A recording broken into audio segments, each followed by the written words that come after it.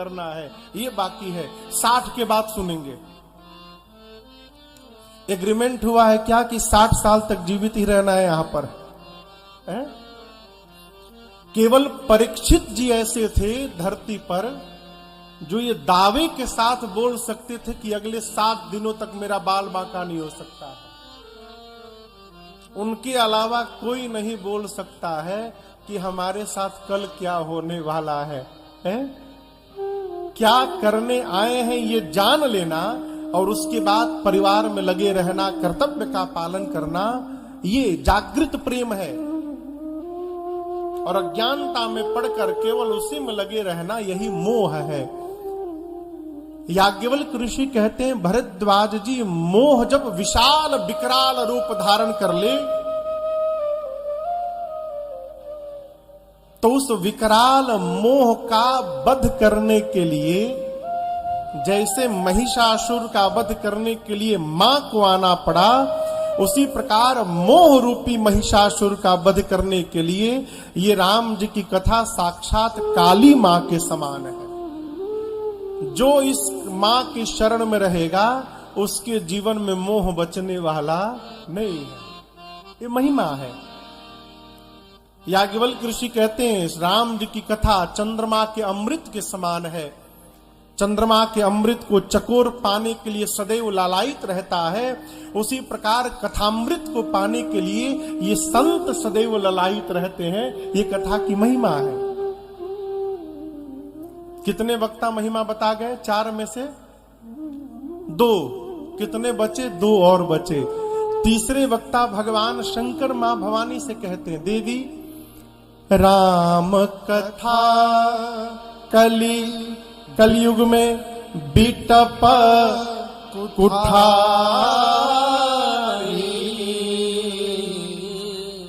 शंकर जी कहते हैं, कलयुग के विकार रूपी वृक्ष को काटने के लिए राम जी की कथा कुल्हाड़ी है।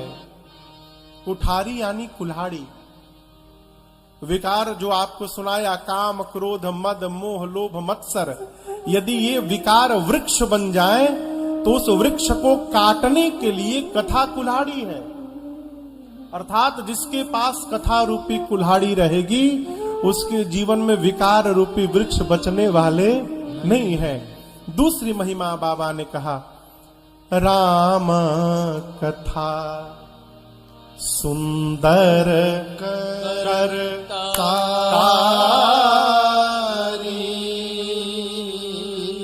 बाबा बोले कि राम जी की कथा हाथ की सुंदर ताली है। अच्छा क्षमा करिए, कई लोग ताली बजाते भी हैं तो सुनाई नहीं पड़ता। हमारे कलकत्ता में एक लोग थे, घर के बाहर जब घर में कभी पूजा पाठ हो, सरकार हमारे घर का माहौल ही वही रहा शुरू से ही, यही कथा कीर्तन भागवत सत्संग। तो एक हमारे बगल में एक चाचा थे, अब तो नहीं रहे वो, तो आते थे जब आरती में तो मैं उन्हीं के बगल में खड़ा होता था। क्यों? वो ताली बजाते थे तो बहुत अच्छा लगता था देखकर। वो कैसे ताली बजाते थे? ऐसे हाथ कर लेते थे और दूसरा हाथ ऐसे कर लेते थे, आवाज कुछ ना आवे। तो उनके बगल में मैं भी खड़ा हो तो मैं भी ऐसी करता रहता था। यहां शंकर जी कहते हैं कि राम कथा सुंदर कर तारी। ये सुंदर तारी क्या है? हाथ की सुंदर ताली जो सम पर गिरे। राम कथा सुंदर कर तारी, राम कथा सुंदर कर तारी। संशय विहग उड़ावनिहारे, संशय विहग उड़ावनिहारे, संशय विहग उड़ावनिहारे, संशय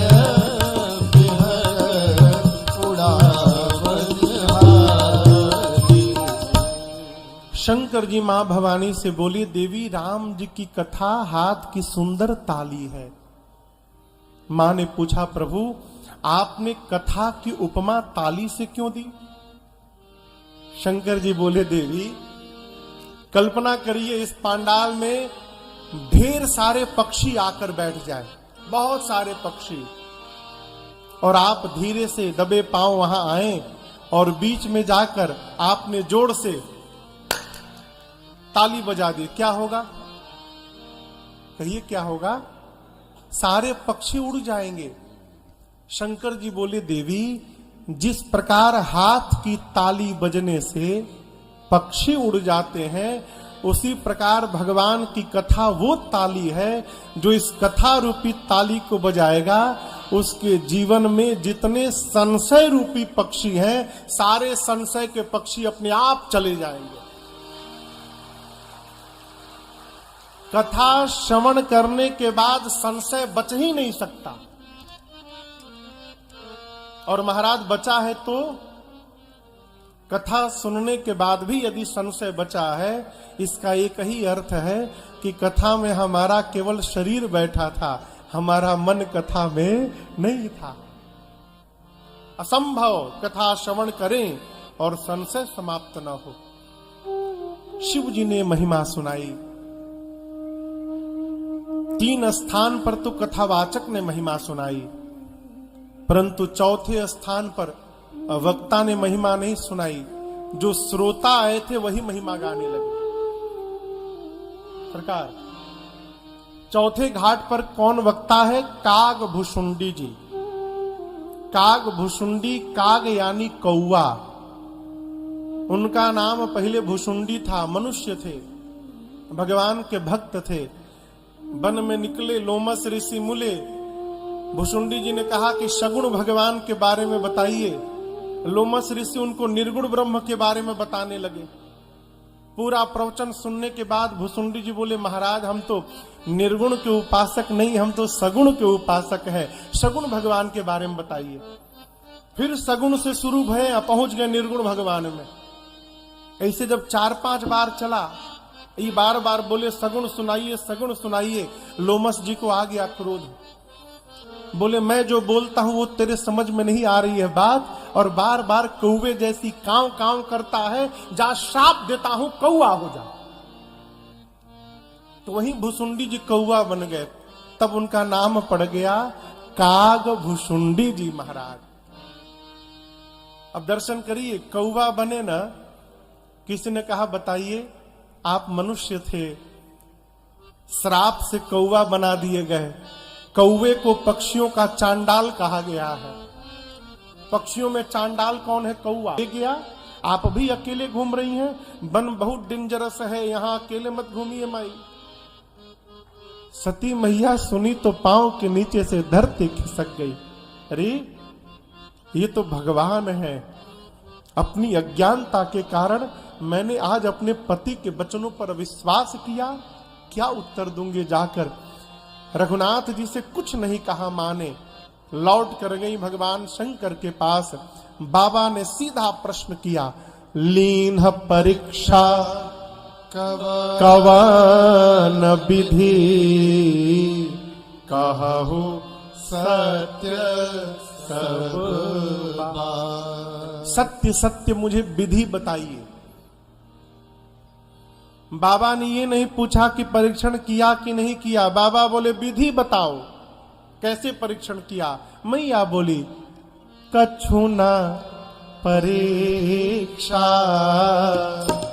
लीन गोसाई, कछु न परीक्षा लीन गोसाई। क्या किया? कीन्ह प्रणाम तुम्हारी ही नाई, कीन्ह प्रणाम तुम्हारी ही नाई। मैया ने कहा, प्रभु मैंने कोई परीक्षण किया ही नहीं।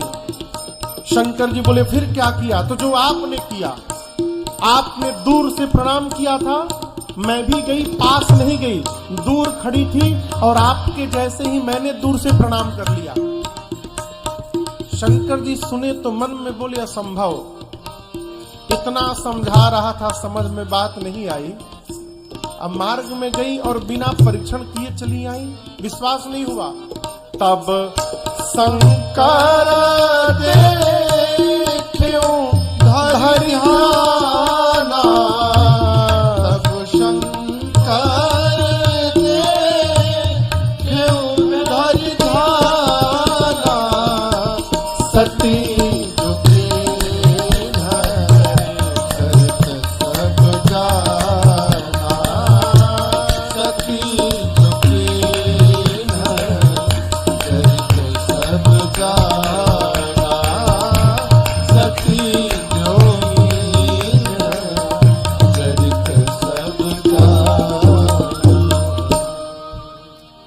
बाबा ध्यान में गए और ध्यानावस्थित होकर बाबा ने सब देखा।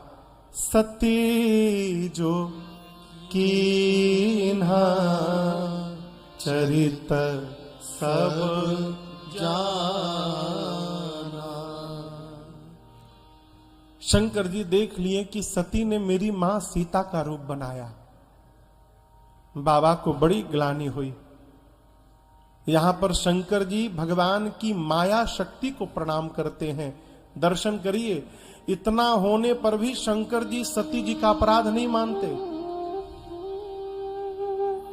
कहते हैं बहुरी राम मां यही सिरुनावा। शंकर जी ने राम जी की माया को प्रणाम किया। क्यों? इसी माया ने प्रेरी सती ही जही झूठ कहा हवा। शंकर जी को विश्वास है कि मेरी सती मेरे से झूठ नहीं बोलती, भगवान की माया ने मेरी सती से झूठ कहलवा दिया। ये क्या है? ये विश्वास है। जिसको अपना मान लिए है माई बाप, उसके भीतर कमी देखना बंद करिए, विश्वास में रहने का स्वभाव बनाइए, आपका संबंध जीवन पर्यंत बना रहेगा। शंकर जी मां का अपराध नहीं देखते। अब समस्या क्या है? शंकर जी सोचते हैं कि आज के बाद जब जब सती दिखाई पड़ेंगी, मुझे यही स्मरण में आएगा कि सती ने मेरी मां का रूप बनाया था, और जिसको देखने के बाद मां याद आएगी, उसके साथ मैं गृहस्थ धर्म का निर्वाह कैसे करूंगा? सती तो मुझे मेरी मां की याद दिलाएंगी। मन में द्वंद आया और प्रभु रघुनाथ के चरणों का स्मरण करके शिव जी ने मन में संकल्प कर लिया, यही तन सती ही भेंट मोहिनाई। बाबा ने संकल्प कर लिया, सती आज के बाद जब तक अपने इस शरीर में है, मेरा और सती का भेंट होने वाला नहीं है। बाबा ने मैया का त्याग कर दिया सर्वदा के लिए। जैसे शंकर भगवान ने मन में संकल्प किया, आकाशवाणी भई। आकाशवाणी ने बाबा की बड़ी प्रशंसा की। जय हो प्रभु, जय हो। आपके अलावा भक्ति को इतनी ऊंचाई तक कौन लेके जा सकता है? सती मैया सुनी जय जयकार। मां ने अनेक प्रकार से पूछा, प्रभु आपने कौन सा प्रण किया? शंकर जी ने नहीं बताया। यहां दर्शन करिए, छोटे छोटे व्यवहार के कारण हम अपने जीवन भर के संबंध को समाप्त कर जाते हैं, छोटे व्यवहार से। इसलिए व्यवहार में सदैव सावधानी बरतिए। यहां गोस्वामी जी उदाहरण बड़ा अद्भुत देते हैं। कहते हैं गोस्वामी जी, जल पय सरिस विकार, देखहु प्रीति किरीति भरी। जल और पय, जल यानी पानी, पय यानी, कहिए कहिए, पय यानी दूध। अब आप दर्शन करिए, आप में से कोई ग्वाला भैया नहीं है ना? होगा तो क्षमा करिएगा। ग्वाला भैया जब तक दूध में पानी न मिलावे संतुष्टि नहीं होती। ऐसा लगता है मानो आज का टारगेट अचीव नहीं हुआ सरकार। और मजे की बात देखिए, पानी जब दूध में मिलता है तो दूध में मिलने के बाद पानी पानी नहीं रहता, वो भी दूध बन जाता है। कैसे बन जाता है साहब? पानी जब दूध के पास जाता है तो आत्मसमर्पण करता है। पानी अपना नाम, अपना रूप, अपना रंग, अपना सर्वस्व त्याग करके और दूध की शरण में जाता है। दूध कहता है पानी से, मित्र तुम मुझे इतना प्रेम करते हो कि अपना स्वरूप भी खोने को तैयार हो गए। कोई बात नहीं, आओ तुमको मैं अपना रंग दूंगा, अपना रूप दूंगा, अपना स्वाद दूंगा, और इतना ही नहीं अपने भाव में तुमको भी बिकवा दूंगा। एक बार मेरी शरण में आओ और दर्शन करिए। दूध पानी दोनों एक ही दाम में बिकत है। उसी पानी वाले दूध को माता जी लोग लाकर जब पतीली में चूल्हे के ऊपर रखती हैं और दूध गर्म होने लगता है तो पानी अपने दूध मित्र से कहता है, मित्र तुम्हारे ऊपर संकट आ गया ना, तुम्हें गर्म किया जा रहा है, तुमने अपना रंग दिया, स्वाद दिया, मूल्य दिया, सब कुछ दिया मुझे, चिंता मत करना, जब तक तुम्हारे साथ तुम्हारा मित्र है मैं अपने आप को जलाऊंगा और तुमको बचाता रहूंगा, बिल्कुल चिंता मत करना। सरकार, दूध गर्म होता है तो पानी जलता है, दूध नहीं। और जब दूध का मित्र पानी जलने लगता है तो अपने मित्र की पीड़ा को दूध बर्दाश्त नहीं कर पाता है और उस पतीली से बाहर निकल के उस अग्नि को बुझाने के लिए दौड़ता है कि तुम मेरे मित्र को जला रहे हो, मैं तुमको बुझाकर समाप्त कर दूंगा। ये प्रेम, कितना अद्भुत प्रेम है वो। लेकिन आप बताओ, उसी दूध में यदि सिरके का 2 बूंद पड़ जाए, नींबू का 2 बूंद पड़ जाए तो क्या होगा? फटेगा नहीं, दूध पानी अलग हो जाएगा, पानी अलग हो जाएगा, दूध अलग हो जाएगा। और एक बार यदि पानी दूध अलग हो गए ना तो फिर दुनिया की कोई ताकत दोनों को एक करने वाली नहीं है, यदि एक बार अलग हो गए। उसी प्रकार जब जीव मनुष्य भगवान की शरण में जाता है तो परमात्मा भी जीव को अपना सर्वस्व देते हैं, अपना रंग देते हैं, अपना रूप देते हैं, अपना छाप देते हैं, तिलक देते हैं और अपनी जैसी ही पूजा उसकी भी करवाने लगते हैं। लेकिन उसी में यदि हमारे द्वारा कपट रूपी खटाई पड़ जाए ना, यदि हम भगवान के साथ कपट कर बैठे तो हम भी उसी प्रकार दूर हो जाएंगे भगवान से जैसे दूध से पानी दूर हो गया, फिर कोई मिलाने वाला। इसलिए कपट को बचाया जाए। कपट समझ रहे हैं? कपट क्या? जो है वो दिखाई नहीं पड़ रहा है और जो दिख रहा है वो है नहीं, यही कपट है? हो कपट मृग तुम छलकारी, इससे बचा जाए। यहां मैया ने बार बार पूछा, यद्यपि सती पूछा बहुभांति तदपि न कहूं त्रिपुर आराती। शंकर जी ने बताया नहीं, क्यों? बताऊंगा तो सती को कष्ट होगा। क्षमा करिएगा, कई लोग केवल कड़वा बोलते हैं और कहते क्या है, कड़वा तो सच तो कड़वा होता है। तो क्या हरिश्चंद्र जी आप ही के सिर पर टोपी पहनाए हैं? कहा गया है सत्यम ब्रुवात प्रियम ब्रुवात, न ब्रुवात सत्यम अप्रियम। कहाँ ही सत्य प्रिय वचन विचारी, जागत सोवत शरण। वाल्मीकि जी कहते, राम जी जो सत्य तो कहे लेकिन प्रिय सत्य कहे। सत्य यदि कड़ुआ है तो उसको कहने से बचा जाए। दिल्ली के गायक है कुमार विशु जी, उनका एक गीत है, मेरे पूज्य महाराज श्री गाते, कई महापुरुष गाते हैं, कहते हैं, अरे सदा ना रहा है और सदा ना रहेगा, ये जमाना किसी का नहीं चाहिए, दिल दुखाना किसी का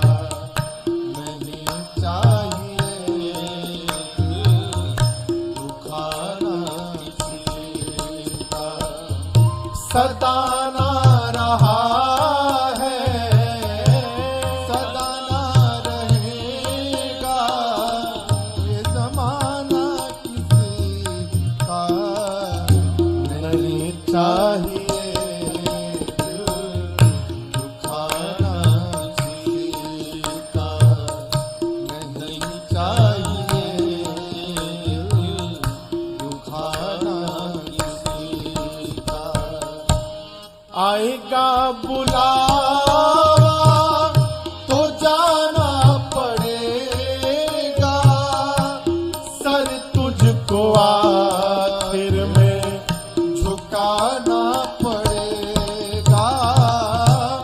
आएगा बुलावा तो जाना पड़ेगा, सर तुझको आखिर झुकाना पड़ेगा।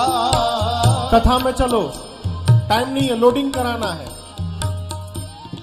अरे 1 घंटे के लिए आ जाओ, चालान बनाना है, अभी डिस्पैच करना है। खूब बनाओ बहाना, लेकिन याद रखना वहां ना चलेगा, वहाँ ना चलेगा, बहाना किसी का नहीं चाहिए दुखाना किसी का, नहीं चाहिए दुखाना किसी का।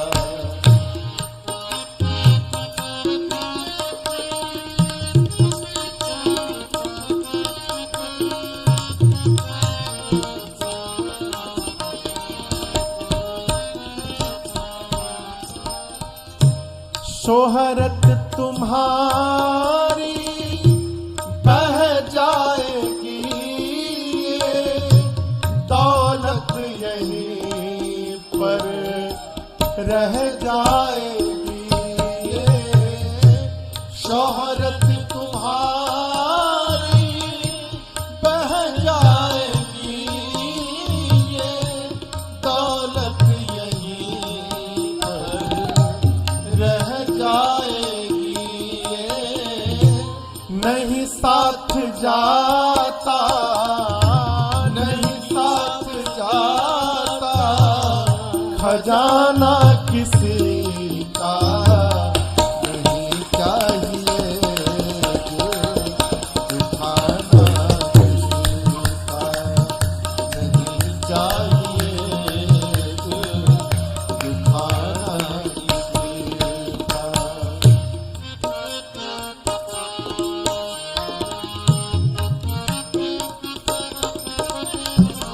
कई लोग का स्वभाव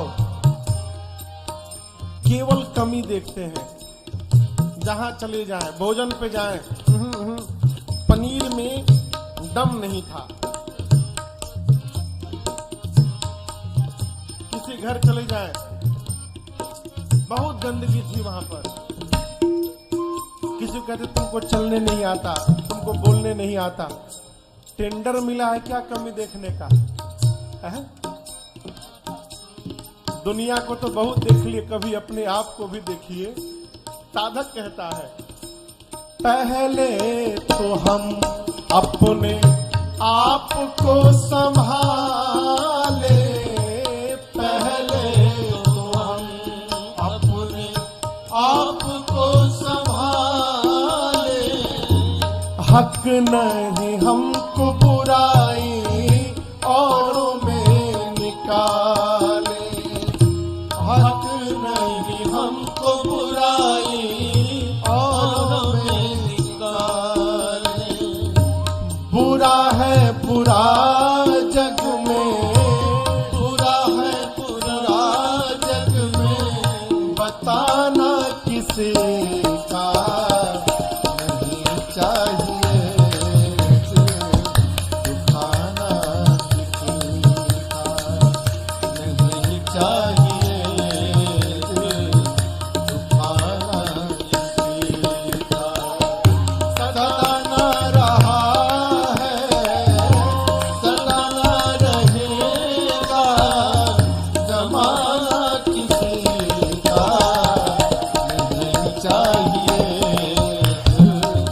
दुखाना किसी का नहीं चाहिए, दिल दुखाना किसी का नहीं चाहिए, दिल दुखाना किसी का।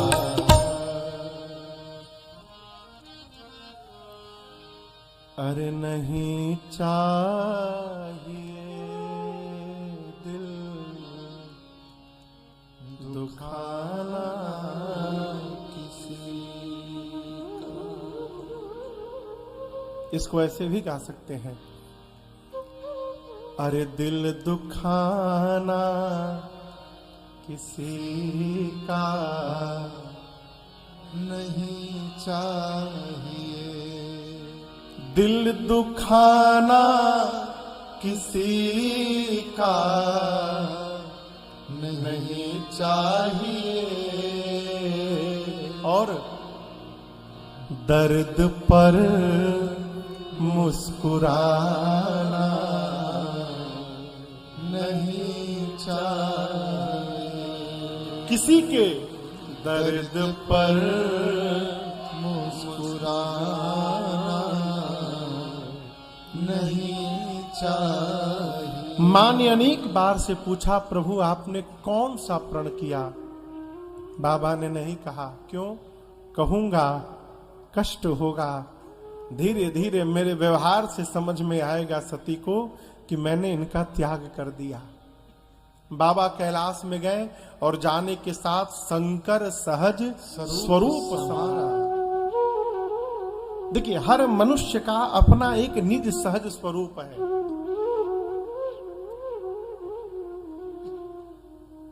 आपको पता है आपका सहज स्वरूप क्या है? पता है? पता करना है। एकांत में जब कोई नहीं रहता हमारे आसपास, जब हमको कोई नहीं देखता, उस समय हम जो होते हैं वो हमारा निज स्वरूप है। बाहर तो आदमी खूब नाटक कर ले, लेकिन कमरे के भीतर जाने के बाद जो असल में होता है वही पहुंच जाता है। भगवान शंकर कैलाश में पहुंचे। शंकर एकांत समझते हैं, एकांत मने एक में जाकर अंत हो जाना, वो एकांत है। भगवान शंकर कैलाश में गए सहज स्वरूप में। एक रूप से बाबा काशी में है, एक रूप से बाबा कैलाश में है, एक रूप से लीला में है, और एक रूप से भगवान शंकर सर्वकाल साकेत में मेरे रघुनाथ जी की सेवा में प्रस्तुत है। सर्वकाल शंकर जी हनुमान बन के आ गए तो कैलाश रिक्त नहीं हुआ। कैलाश में बाबा हैं, एक रूप में आए हैं। कैलाश में यदि बाबा है तो काशी जी में शंकर जी नहीं है, विश्वनाथ जी नहीं, बाबा वहां भी हैं। कैलाश में गए और साकेत में रघुनाथ जी की सेवा में जो शंकर जी हैं, शंकर भगवान कैलाश में बैठकर उसी स्वरूप का चिंतन करने लगे और समाधिस्थ हो गए। कितने दिन समाधि में रहे?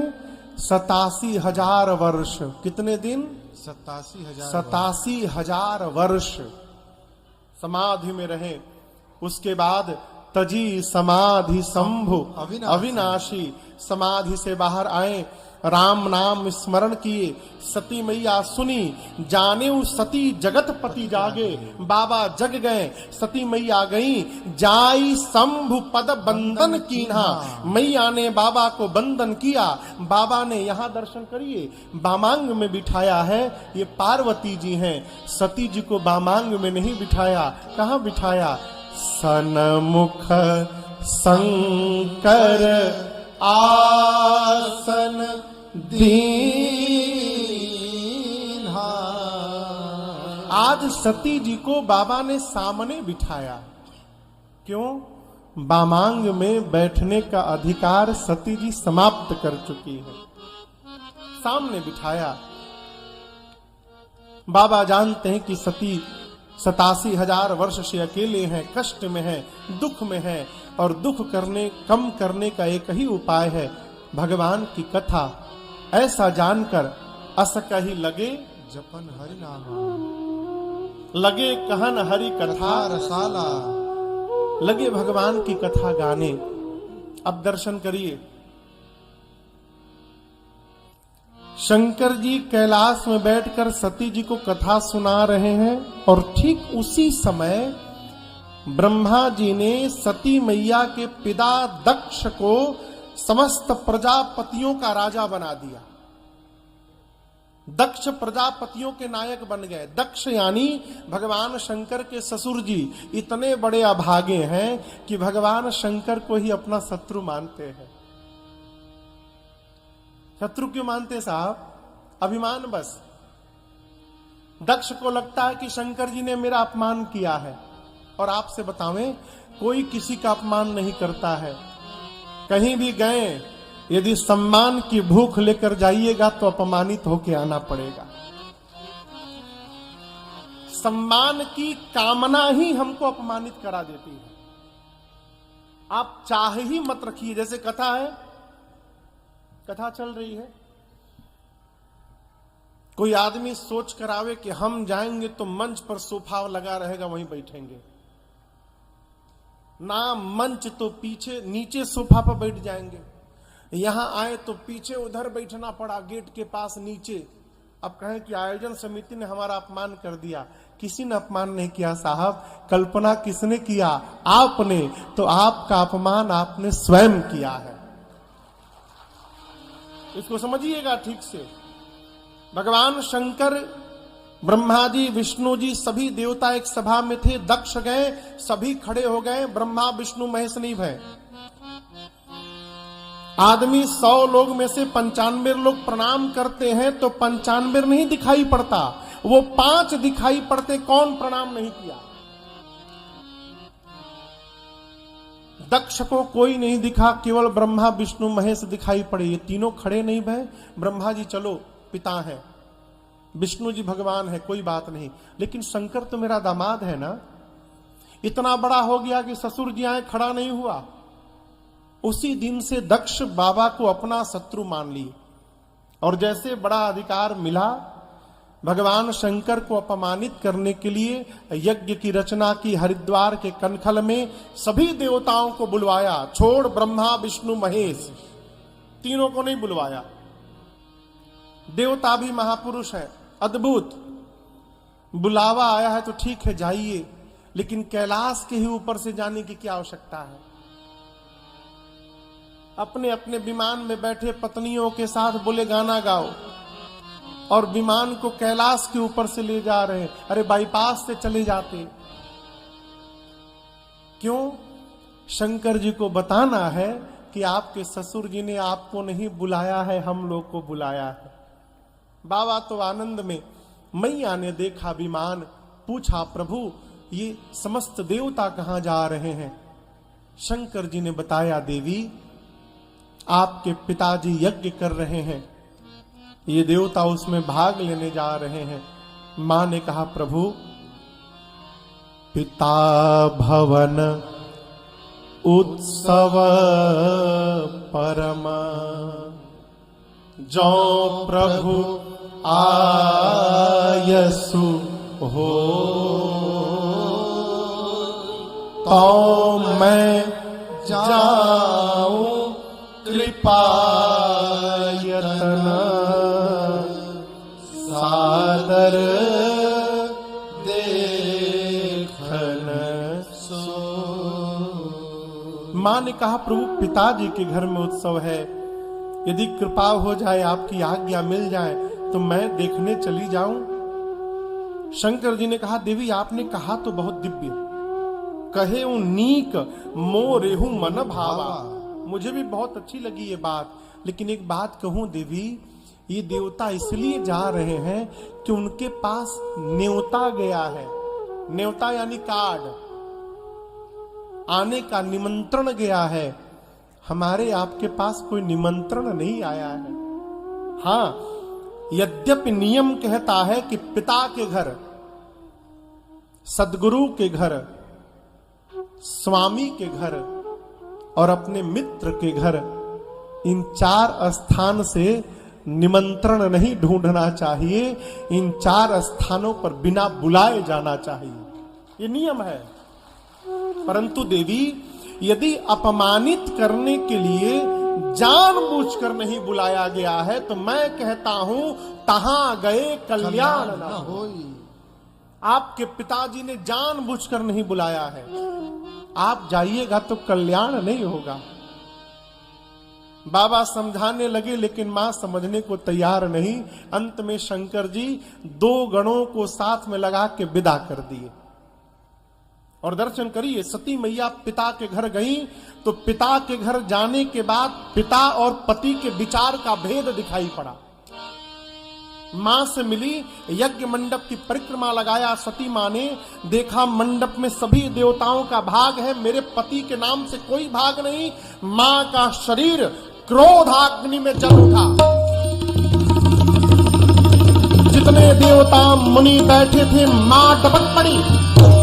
मां ने कहा, सुनहु सभासद सकल मुनिंदा, सुनहु सभासद सकल मुनिंदा, कहे सुनी जिन शंकर निंदा, कहे सुनी जिन शंकर निंदा। सो फल तुरत लहब सब काहू, सो फल तुरत लहब सब काहू। भले भांति पछताव पिताहू, भले भांति पछताव पिताहू। संत शंभु श्रीपति अपवादा, संत शंभु श्रीपति अपवादा। सुनिए जहाँ कहाँ सिमर जाता, सुनिए जहाँ कहाँ सिमर जाता। काटिए तासुजी भुज बसाए, काटिए तासुजी भुज बसाए। श्रवण मोदिनत चलिए पराए, श्रवण मोदिनत चलिए पराए। जगदात मां महेश पुराए, जगदात मां महेश पुराए। जगत जनक सबके हितकारी, जगत जनक सबके हितकारी। पिता मंदमति निंदक तेहि, पिता मंदमति निंदक तेहि।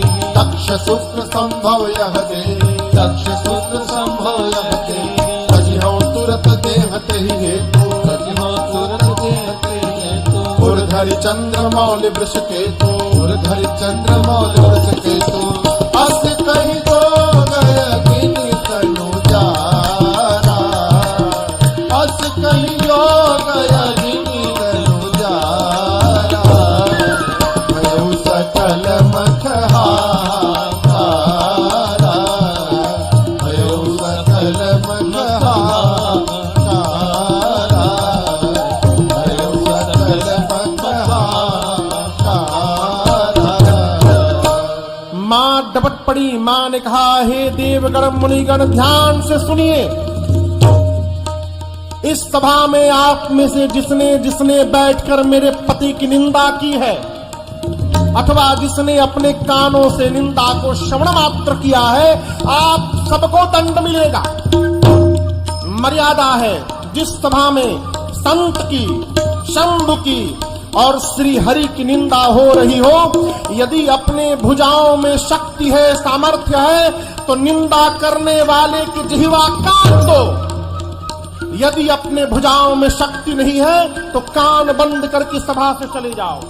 मेरे पति केवल मेरे पति मात्र नहीं है, जगत के पिता हैं। और आज इस मंदमती मेरे पिता ने मेरे पति का अपमान किया। आज के बाद मैं इसकी बेटी के रूप में जीवित नहीं रहूंगी।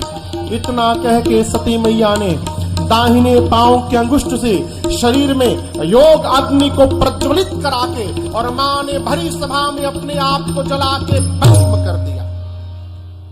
मां के शरीर में जब लपटे चढ़ी, हाहाकार मच गया हो। नारद जी जाकर कैलाश में भगवान शंकर को बताएं। बाबा को आया आवेश, सिर से केश की जटा से केश निकाले, निकाल कर धरती पर बाबा ने फेंका। वीरभद्र प्रकट भय। भगवान शंकर ने वीरभद्र को कुपित करके भेजा है। वीरभद्र आए, सबसे पहले यज्ञाचार्य को ढूंढा। इस यज्ञ के आचार्य कौन है? यज्ञाचार्य को पकड़ के दंड दिया। पूषा नाम के देवता भगवान शंकर की निंदा पर खिलखिला के हंसे थे। ऐसी मुष्टिका का प्रहार किया मुख पर, सारे दांत टूट गए। किसी का पांव तोड़ा, किसी का हाथ तोड़ा, किसी की पीठ तोड़ी।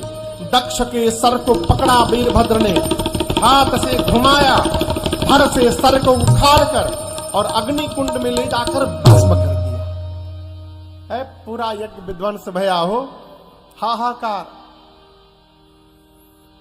ये प्रसंग कहता है किसी से बदला लेने के लिए यदि आप सत्कर्म भी करने जाओगे, आपका सत्कर्म पूरा होने वाला नहीं है। हाहाकार मच गया हो। बाद में शंकर जी को बुलाकर यज्ञ की रक्षा कराई गई। यहां दर्शन करिए, सती मैया मरने से ठीक पहले अरे सन बरुमा सती मरत है सन बरुमा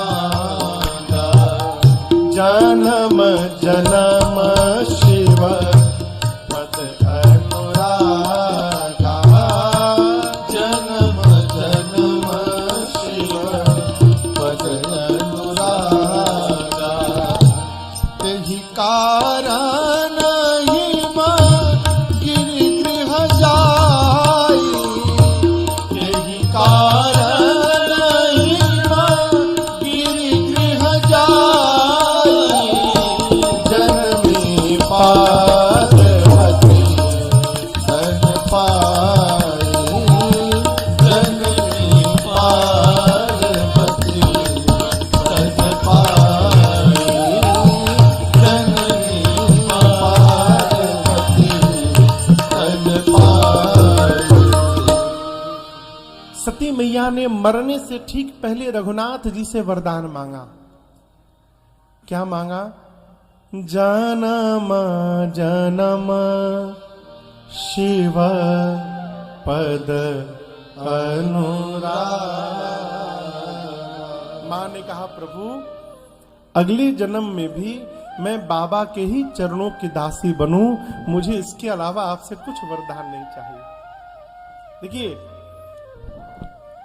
हम और आप जिस संस्कृति में जी रहे हैं, जिस धर्म में जी रहे हैं, सत्य सनातन धर्म, लोग कहते हैं यहां 7 जन्म का एग्रीमेंट है। 7 जन्म का एग्रीमेंट नहीं है, यहां जन्म जन्म का एग्रीमेंट है। इस जन्म में जो मिला है अगली बार भी वही भेटाई, बदलने वाला नहीं है साहब। सती मैया कहती प्रभु अगले जन्म में भी बाबा के ही चरणों की दासी बनूं। रघुनाथ जी ने कहा तथास्तु, जाइए ऐसा ही होगा। इसी वरदान के कारण सती मैया का अगला जन्म हिमांचल महाराज के घर में पार्वती मैया के रूप में भया है। आइए एक बार भाव श्रद्धा के साथ बोलिए पार्वती मैया की जय। जोर से बोलिए आप लोग, बोलिए पार्वती मैया की जय। मैया का अवतार हुआ है। नारद जी महाराज पहुंचे हिमांचल जी के घर में। हिमांचल जी ने पांव पखारा, पूजन किया, पार्वती जी को बुला के प्रणाम कराया और कहा मुनिवर आप तो त्रिकालदर्शी हैं, त्रिकालज्ञ सर्वज्ञ तुम गति सर्वत्र तुम्हार, कहो सुता के दोष गुण मुनिवर हृदय विचार। आप तनिक मेरी बिटिया की हाथ की रेखा तो देखिए, इसमें क्या दोष गुण है बताइए। नारद जी पार्वती मैया का हाथ लिए और बोले महाराज आपकी बेटी समस्त सद्गुणों की खान है, इनका नाम उमा अंबिका भवानी होगा। संसार की स्त्रियां आपके बेटी के नाम का स्मरण करके पातिव्रत धर्म का पालन करेंगी, इनका सौभाग्य अखंड बना रहेगा। महाराज महाराज आपके बेटी के कारण आपको यश की प्राप्ति होगी। हिमांचल जी बोले हम तो दोष पूछे थे पहले, दोस्त तो आपने बताया नहीं। नारद जी बोले होगा तब न बताएंगे, बेटी में तो नहीं है लेकिन इनके जो पति बनने वाले हैं उनमें थोड़ा दिख रहा है, कहिए उनका बताऊं। हिमांचल जी बोले बताइए। नारद जी बोले अगुना अमाना मातु पितु हीना उदासीन सब संशय छीना। पहला दोष अगुण होगा। नारद जी कहना चाहते हैं कि अगुण यानी त्रिगुणातीत होंगे, सत रज तम तीनों गुणों से परे होंगे। हिमांचल समझ गए उसमें कोई गुण नहीं होगा, अगुण। नारद जी बोले अमान होगा, अर्थात मान सम्मान से परे। देखिए बाबा की पूजा में कोई टेंशन नहीं, और सब भगवान की पूजा में तो समस्या भी है। बाबा की पूजा में कुछ ना मिले घासें उठा के चढ़ा दो, पानी चढ़ा दो, जंगल का जो कुछ भी मिले उठा के चढ़ा दो, बाबा सब में प्रसन्न। बस चढ़ाओ, अपने को भी चढ़ा दोगे तो बाबा प्रसन्न। एक कथा मैंने सुनी थी बहुत पहले। एक मंदिर में शंकर जी के शिवालय में लिंग के ऊपर बहुत बड़ा सोने का कलशा लगा था सरकार, सोना का कलश। वो जल पानी गिरने के लिए एक चोर देख लिया था, उसी के फिराक में था कि वो कलश कैसे चुराया जाए। तो पुजारी जी के पूरे शेड्यूल पर ध्यान रखने लगा। पुजारी जी कितने बजे आते हैं, कब जाते हैं, फिर कितने देर बाद आते हैं, कब कब भीड़ रहती है मंदिर में। पूरा उसने सर्वे किया और देखा कि दोपहर में जब पुजारी जी भोजन करने जाते हैं तो आधे घंटे का विंडो मिलता है। आधे घंटे तक मंदिर खाली, इसी में काम तमाम करना है। पुजारी जी भोजन करने गया मंदिर में, वहां ढूंढने, सीढ़ी ढूंढने, उपाय ढूंढने, इधर समय बीतते जा रहा। अंत में कहा बाबा माफ करियो, कोई उपाय नहीं हमरे पास। शंकर भगवान के लिंग के ऊपर ही पांव रख के खड़ा हो गया, लगा खोलने। खोल के जैसे उतारा तब तक पुजारी जी आ गए, अरे चोर चोर। जैसे पुजारी जी चोर चोर बोले तब तक साक्षात भगवान शंकर प्रकट हो गए। शंकर भगवान प्रकट भय, पुजारी जी लौट गए, प्रभु आपने मेरी सेवा से प्रसन्न होकर दर्शन किया। बाबा बोले नहीं, इसकी पूजा से। पुजारी जी बोले प्रभु आज तक आपकी सेवा तक तुम क्या चढ़ाए हो हमारे ऊपर? फूल, बतासा, पानी, लोटा, दूध चढ़ाए हो, इसने अपने आप को ही चढ़ा दिया। अब क्या बचा चढ़ाने को? मान रहित बाबा, कोई मान सम्मान नहीं, अमान। हिमांचल जी को समझ में आया अमान यानी उसका कोई मान नहीं करेगा। तीसरा शंकर जी बोले मातु पितु ही ना, उसके माता पिता नहीं है। पहले थे अब नहीं है, ऐसा नहीं, शुरू से ही नहीं है, प्रारंभ से ही बिना माई बाप का है। अब आप बताओ, आप विवाह करेंगे अपनी बेटी का? उदासीन होगा, संशय रहित होगा, जोगी जटिल अकाम मन नगन अमंगल वेश। अस स्वामी एही कहा मिली परी हस हसी। जोगी होगा, उसकी विकराल जटाएं होंगी, महाराज नंगा रहेगा, कुछ नहीं पहनेगा, नगन अमंगल रूप बनाकर घूमेगा। मैं नहीं बोल रहा हूं, आपकी बेटी की हाथ की रेखाएं बोल रही हैं, ऐसा ही पति इनको प्राप्त होगा। हिमांचल सुने तो लगे रोने, पार्वती मैया सुनी तो प्रसन्नता में रोने लगी। क्यों? नारद जी जो जो लक्षण बता रहे हैं सब हमरे बाबा में है। लगता है राम जी से जो वरदान मांगा था वो प्राप्त हो गया। मैं बाबा के ही चरणों की दासी बनने वाली हूं, इसमें कोई संशय नहीं है।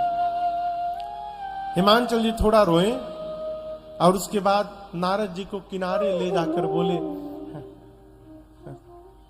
कोई उपाय है?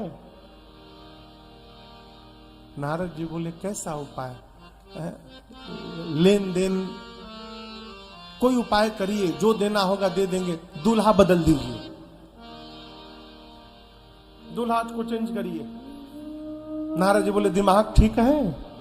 अरे कह मुनीस हिमवंत सुनो जो विधि लिखा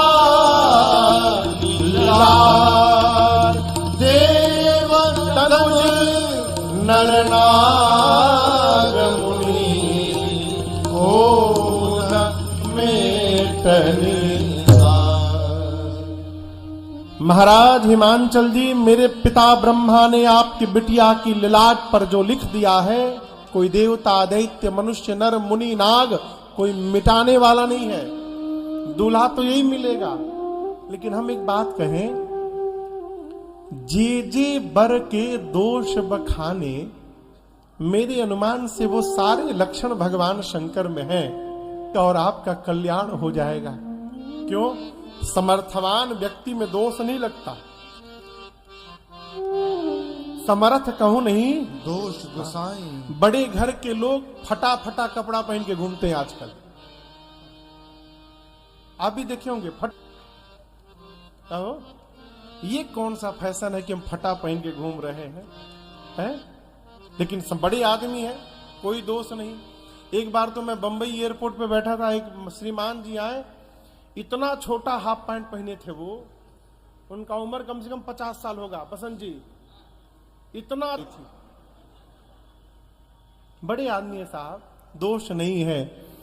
यहां हिमांचल नारद जी कहते हैं सर्प स्पर्श समर्थ दोष नहीं आता। क्यों? समर्थवान है। सूर्य नारायण की किरणें से दूपत को अपने में दी है, हृदय में नारायण भी है और गंगा भी है। भगवान शंकर सर्वत्र समर्थवान है। हिमांचल जी बोले, मेरी बेटी का विवाह कैसे होगा? नारद जी बोले, वही बताने तो आया हूं। जो तप करे कुमारी तुम्हारी, जो तप करे कुमारी तुम्हारी, फिर भावे में सकल पुरारी, भावे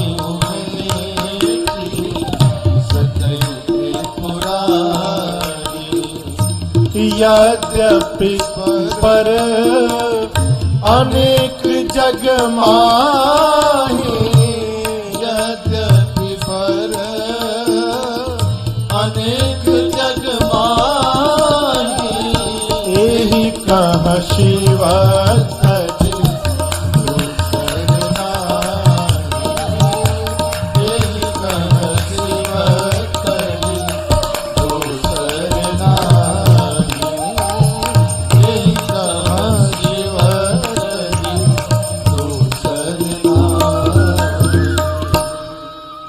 नारद जी ने कहा, यदि आपकी बेटी तपस्या करेंगे तो शिव जी अवश्य प्राप्त होंगे। पार्वती मैया ने जाकर छोटी सी अवस्था में इतना कठोर तपस्या की है, माने कि आकाशवाणी भई अस तपकाहु न कीन भवानी, भय अनेक धीर मुनि ज्ञानी। यहां दर्शन करिए, आकाशवाणी ने पार्वती जी को उमा नहीं कहा, पार्वती नहीं कहा, शैलजा नहीं कहा, क्या कहा? भवानी कहा। अर्थात भवानी कौन? जो भव की अर्धांगिनी है।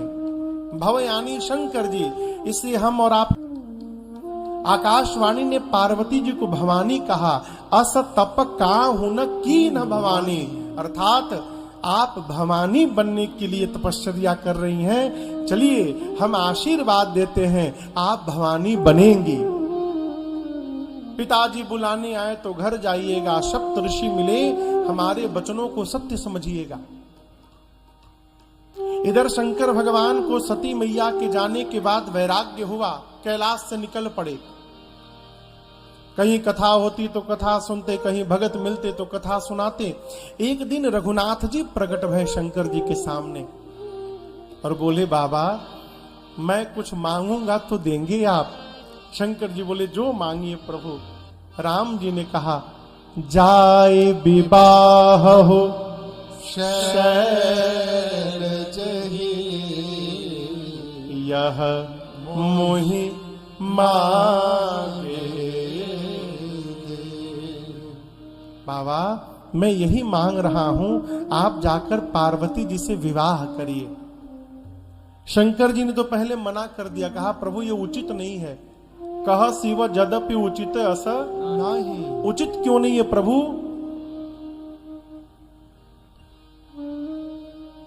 अच्छा ये बताइए, 12वीं कक्षा पास करने के बाद कोई कहे कि चलो 10वीं की परीक्षा दो, उचित है क्या? हाँ नहीं ना। शंकर जी कहते प्रभु मैं पहले गृहस्थ था, गृहस्थ से विरक्त बना हूं, अब विरक्ति से फिर वापस गृहस्थी में भेजना चाहते हैं।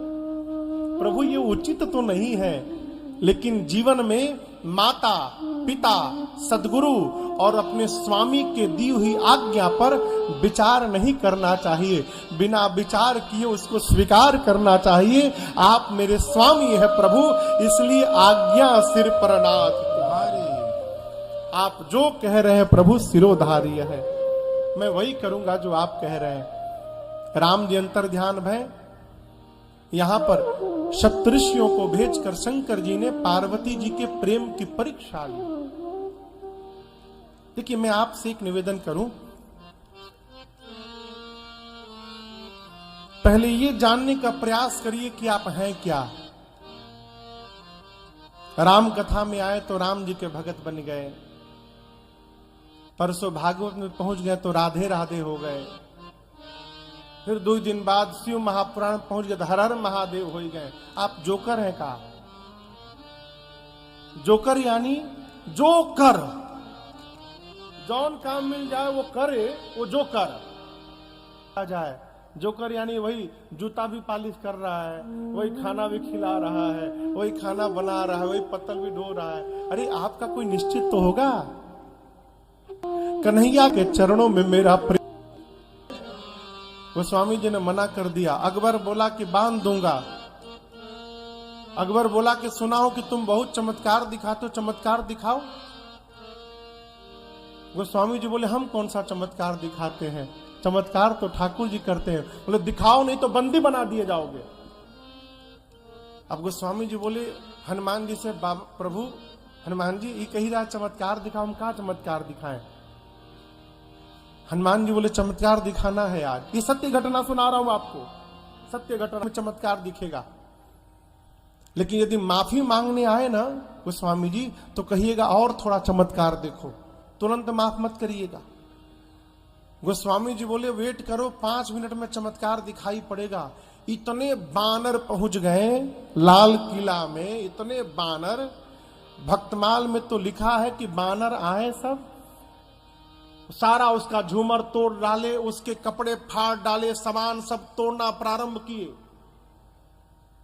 अकबर त्राहिमाम करते करते गया, गोस्वामी जी के चरणों में लुट गया, कहा माफ करिए। गोस्वामी जी बोले थोड़ा और चमत्कार देखो। बोला नहीं नहीं क्षमा करिए, देख लिया मैं। फिर सम्मान के साथ विदा किया तो दिल्ली से चले गोस्वामी तुलसीदास जी तो वृंदावन में आए। और उसी समय प्रातः स्मरणीय पूज्य नाभादास जी महाराज भक्तमाल की रचना किए थे। भक्तमाल ग्रंथ आप लोग सुने होंगे। ये जो माला है ना, इस माले में इसको सुमेरु कहते हैं। ये सुमेरु है जो ऊपर है। माला तो बन गई थी भक्तों की, परंतु उस माला की सुमेरु किसको बनाई जाए, यानी भक्तों का सुमेरु कौन होगा, ये निर्णय नहीं हो पा रहा था। तो पूरे देश के महात्मा संत वृंदावन में उपस्थित हुए थे। उसी समय गोस्वामी तुलसीदास जी भी आए वृंदावन के एक मंदिर में। कन्हैया सामने खड़े थे। किसी ने कहा प्रणाम करिए। गोस्वामी जी बोले मैं जहां तहां प्रणाम नहीं करता, जब तक हाथ में धनुष बाण नहीं दिखाई पड़ता है तब तक तुलसी का माथा झुकने वाला नहीं है। कहते हैं कृष्ण जी की मूर्ति में भगवान कन्हैया हाथ में धनुष बाण धारण करके प्रकट भय और गोस्वामी जी को दर्शन किए। तब गोस्वामी जी ने उनको दंडवत प्रणाम किया। आज भी वो मंदिर है जहां कन्हैया धनुष बाण लेके खड़े हैं वृंदावन में। फिर गोस्वामी तुलसीदास जी गए, पता चला भंडारा हो रहा है संतों का। गए तो पंगत लगी हुई थी, लोग भोजन पा रहे थे। किनारे जाकर गोस्वामी जी बैठ गए। उस समय तो ये फोटो वोटो का समय था नहीं, लोगों को पता नहीं था कि गोस्वामी जी कैसे दिखते हैं। नाम सुने थे सब लोग, सरकार गोस्वामी जी जाके बैठ गए किनारे। आधे से अधिक लोग भोजन कर चुके थे। खीर चलाया जा रहा था, तस्मई बाल्टी में खीर परोसने वाला खीर लेकर आया। गोस्वामी जी के सामने कोई पात्र नहीं। बोला किसमें खाओगे बाबा? वहीं एक संत की जूती पड़ी थी, जूती, संत की जूती। गोस्वामी जी जूता उठाए, अब बोले इसी में दे दो। उसने कहा दिमाग ठीक है तुम्हारा, ये जूते में खाओगे खीर? बात पहुंची नाभादास जी के पास। गोस्वामी जी ने कहा देखो, मैं तो पीने की बात कह रहा हूं। जिसके मुख से धोखे से भी यदि भगवान का नाम निकल रहा है, उसके पांव की जूती बनाने के लिए तुलसी अपने शरीर का एक एक चमड़ा देने को तैयार है। ये संतों की पांव की जूती है, इससे पवित्र पात्र मेरे लिए कुछ भी नहीं हो सकता। नाभादास जी के कान में आवाज पहुंची, गए, परिचय हुआ और वहीं पर गोस्वामी तुलसीदास जी को सभी भक्तों का सुमेरु घोषित करके और उनको उस आसन पर बिठाया गया। भक्त शिरोमणि पूज्यपाद गोस्वामी तुलसीदास जी महाराज। ये प्रसंग कहता है माई बाप, जीवन में निष्ठा बनी रहे। यहां पर सप्तऋषि आए, मां की निष्ठा हिलाने लगे। कहे आप जिसके लिए तपस्या कर रही हैं वो भगवान शंकर भीख मांग के खाते हैं, आपका पेट कैसे भरेंगे? रहने के लिए कुछ भी नहीं है, घर द्वार कुछ नहीं है, फक्कड़ है। हम आपके लिए सुंदर दूल्हा लाए हैं विष्णु भगवान, कहिए तो बात बढ़ावे। पार्वती जी ने कहा आप लोगों ने आने में देरी कर दी। लगन इनसे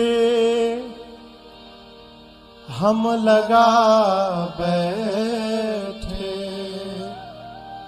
अब जो होगा देखा जाएगा।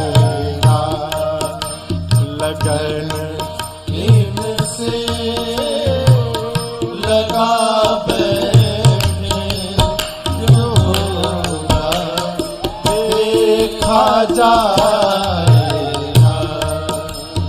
लगन इनसे लगा बैठे, जो होगा देखा जाएगा। लगन इनसे लगा बैठे, जो होगा देखा जाएगा। जो होगा देखा जाएगा। इन्हें अपना, इन्हें अपना, इन्हें अपना बना बैठे, जो होगा देखा जाएगा। अपना बना बैठे, जो होगा देखा जाएगा। कभी दुनिया से डरते थे तो छुप छुप याद करते थे। कभी दुनिया से डरते थे तो छुप छुप याद करते थे, तो छुप छुप याद करते। अब शर्म हम बेच खा बैठे, शर्म हम बेच खा बैठे, जो होगा देखा जाएगा। शर्म हम बेच खा बैठे, जो होगा देखा जाएगा। लगन इनसे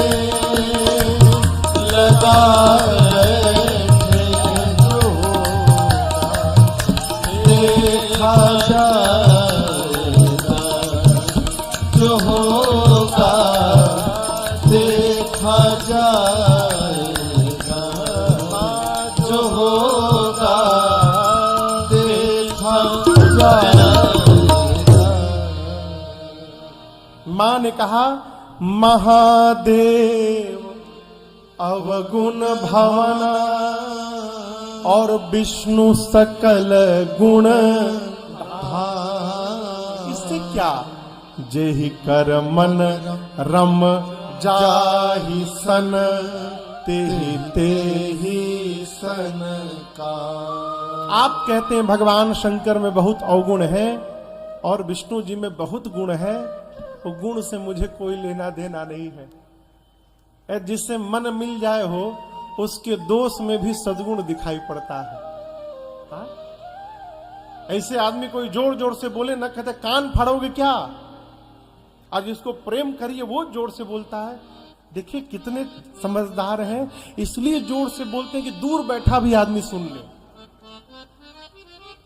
मैया ने अपनी निष्ठा बताई, मुनियों ने जय जयकार किया, शंकर भगवान को सुनाए। बाबा सुने, इतने आनंद में आए, फिर समाधि में।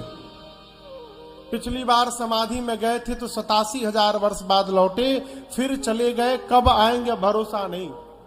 और इसी बीच एक दैत्य ने जन्म लिया जिसका नाम था ताड़कासुर। तपस्या करके ब्रह्मादि से वरदान लेता है कि शिव जी के तेज से जो संतान उत्पन्न हो वही मुझे मारे। वरदान लेके लगा देवताओं को मारने। इंद्र देवताओं को लेके पहुंचे ब्रह्मा जी के पास, पूछे प्रभु ये मरेगा कैसे? बोले ऐसा ऐसा वरदान मांगा है। इंद्र बोले फिर तो मर भया। बोले मर भया नहीं, जरूर मरेगा। कन्या तैयार है विवाह के लिए, आप लोग दूल्हे को तैयार करिए। इंद्र बोले कहां है? ब्रह्मा जी बोले समाधि में। इंद्र बोले तारकासुर तो बाद में मारेगा, जो उनको जगाने जाएगा वो पहले मार डालेंगे। ब्रह्मा जी बोले आप लोग न जाइए, कामदेव को भेजिए। कामदेव को बुलाया गया और देव कार्य समझकर कामदेव चले। ब्रह्मलोक से कैलाश पहुंचने में कामदेव को 2 दंड का समय लगा। 2 दंड यानी 48 मिनट। और इस 48 मिनट में पूरी सृष्टि काम के वशीभूत हो गई। ऐसा प्रभाव, लेकिन शंकर जी पर कोई प्रभाव नहीं हुआ। क्यों? जहां पहले से राम प्रवेश कर चुके हैं वहां काम प्रवेश करने वाला नहीं है। काम देखिए कोई प्रभाव नहीं पड़ा। आम के पत्तों के पीछे चढ़ के छिपे और धनुष पर 5 पुष्प का बाण चढ़ाकर खींचे और भगवान शंकर के हृदय में उतार दिए। जैसे बाण बाबा के हृदय में लगा, बाबा का नेत्र खुला। किसने मारा? लगे देखने दाएं बाएं नीचे। तब तक आम के पत्तों के पीछे छिपे कामदेव पर दृष्टि गई और जैसे कामदेव दिखाई पड़ा, बाबा का तीसरा नेत्र खुला। तापसीवती सर नयन उधारा, चितवत काम भयौ जग छारा, चितवत काम भयौ जग छारा, चितवत काम भयौ जग छारा।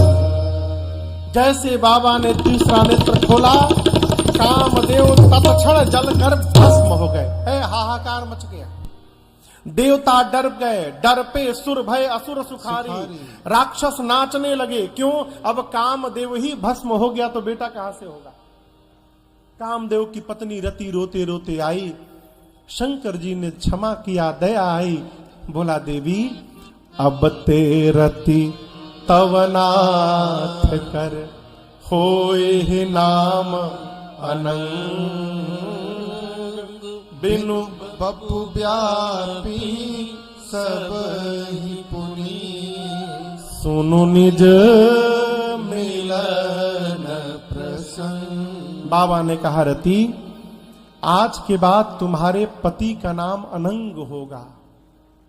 अनंग, अनंग यानी बिना अंग का। उसी दिन से कामदेव का वास हमारे रक्त की धमनियों में हो गया, सर्वत्र। रति ने कहा प्रभु मुझे कब मिलेंगे? शंकर जी ने कहा जब जदुवंश कृष्ण अवतारा, जब जदुवंश कृष्ण अवतारा, होए हरण महामहि भारा, होए हरण महामहि भारा। उस समय कृष्ण तनया हो पति तोरा, कृष्ण तनया हो यही पति तोरा, वचन अन्यथा होए न मोरा, वचन अन्यथा होए न मोरा, वचन अन्यथा होए न मोरा।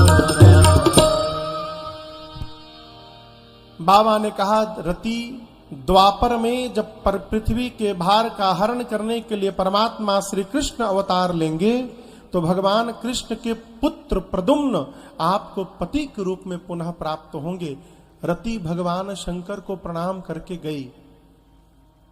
देवताओं के पास सूचना पहुंची कि बाबा समाधि से बाहर आए, कामदेव को भस्म कर दिए। देवता पहुंचे ब्रह्मा जी के पास, ब्रह्मा जी सबको लेकर पहुंचे विष्णु जी के पास, विष्णु जी सबको लेकर कैलाश बाबा के पास आए। लेकिन यहां एक दर्शन करिए, जब आदमी डरा रहता है ना तो जितने भगवान याद आते हैं सबको याद करता है। हे दुर्गा जी, हे काली माई, हे हनुमान जी, हे शंकर जी, हे गणपति जी, हे बरम बाबा, हे डीपर के बाबा बचैया।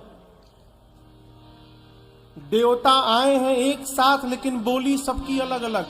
एक देवता बोलिए गंगाधर भगवान की जय, बोलिए विश्वनाथ भगवान की जय।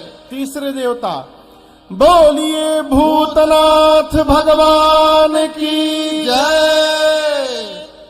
गोस्वामी जी कहते हैं पृथक पृथक तीन कीन प्रशंसा, कोई असर नहीं भया। अब सारे देवता एक साथ मिलकर कर्पूर गौर कंदोतार संसार सार भुजगेंद्रहार, सोहे गदा जूट सुर सरीधार, हर हर बम बम शंकर उदार, हर हर बम बम शंकर उदार, हर हर बम बम शंकर उदार। हे नीलकंठ नंदी सवार है चंद्रमौली सुनिए पुकार, जय भूतनाथ जय भस्मछार, हर हर बम बम शंकर उदार, हर हर बम बम शंकर उदार, हर हर बम बम शंकर उदार। हे शिव समर्थ संहार मार, दुल्हा बनिए सबके विचार, राजन शिकारी आए हैं द्वार, हर हर बम बम शंकर उदार, हर हर बम बम शंकर उदार, हर हर बम बम शंकर उदार। देवता जाकर बाबा की स्तुति किए। शंकर जी बोले कहिए क्यों आए हैं? ब्रह्मा जी इंद्र से बोले पूछ रहे हैं बताइए। इंद्र बोले हम नहीं बताएंगे, आप बताइए क्यों? भय लग रहा कहीं मार दिए तो। ब्रह्मा जी बोले अमर बोले हैं कैसे मार देंगे? इंद्र बोले अभी अभी जिनको जला के भस्म किए हैं वो भी अमर थे, चले गए। आप ही बताओ क्यों आए हैं? ब्रह्मा जी बोले प्रभु सभी देवता आपके विवाह उत्सव को देखने के लिए आनंद में झूम रहे हैं।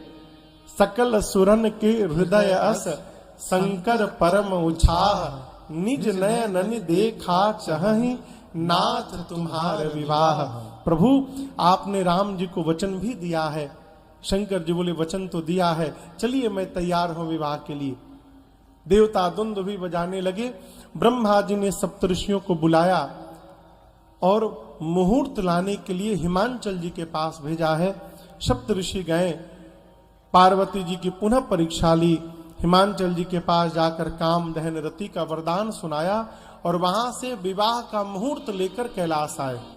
ब्रह्मा जी को दिया, ब्रह्मा जी ने मुहूर्त बांच के सुनाया। किस दिन बाबा का विवाह होता है? महाशिवरात्रि के दिन, लोकाचार में। लेकिन शिवरात्रि के दिन बाबा का विवाह नहीं हुआ है। शंकर जी के विवाह की तिथि है वैशाख महीना, पंचमी तिथि, दिन था गुरुवार का। वैशाख महीना शुक्ल पक्ष, पंचमी तिथि, दिन गुरुवार का, पुराण भगवान कहते हैं। मुहूर्त ब्रह्मा जी ने बांच कर सभी देवताओं को सुनाया और कहा वैशाख महीना में शुक्ल पक्ष के पंचमी तिथि को गुरुवार का दिन है। ठीक सायंकाल 5 बजे बारात निजी निजी वाहनों द्वारा कैलाश से हिमांचल जी के नगर के लिए प्रस्थान करेगी। मेले ताता के छाती में जुलूल जुलूल, ये भी लिखा रहता है। ब्रह्मा जी ने मुहूर्त भांज के सुनाया, सभी देवता जय जयकार करके गए। अब ये मुहूर्त कब आएगा? तो कल हम और आप यहां पर बड़ी दिव्यता के साथ भगवान शंकर के विवाह में सम्मिलित होंगे। आपसे निवेदन करूं, बहुत विवाह में आप गए होंगे, लेकिन कल जो विवाह होने वाला है ऐसा विवाह आप न देखे होंगे न सुने होंगे। क्यों? सारे इंटरनेशनल बाराती कल आएंगे। धरती के जितने भूत प्रेत पिशाच, हाकनी डाकनी डाइन चुड़ैल बुढ़वा पिशाच राक्षस निशाचर, वो सब कल आएंगे और धूमधाम से हम और आप बाबा का विवाह मनाएंगे। और उसके बाद श्री राम जन्म महोत्सव मनाएंगे। कथा का समय 2 बजे है। 2 बजे भैया लोग भजन प्रारंभ करेंगे और ठीक 2:30 बजे ठाकुर जी के साथ हम आएंगे। तब तक के लिए हरे रामा रामा राम